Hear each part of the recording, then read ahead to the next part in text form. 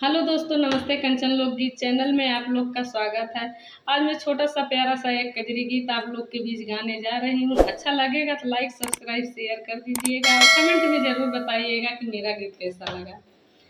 राम बन गए कैकेयी के करनवा, नयनवा से नीर चुएना।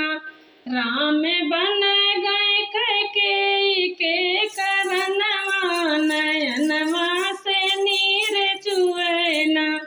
लिए अवधपुर बनवासी मुखे छाए उदासी, लिए अवधपुर बनवासी मुखे छाए उदासी। दशरथ तज दिए अपना परनवा, नयनवा से नीर चुएना।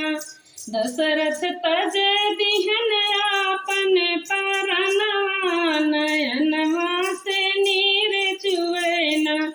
जब सुने लक्ष्मण भाई मन में गए घबराई, जब सुने लक्ष्मण भाई मन में गए घबराई। भैया हमहु चलब तोहरे ही संगवा, नयनवा से नीर चुएना। भैया हमहु चलब तोहरे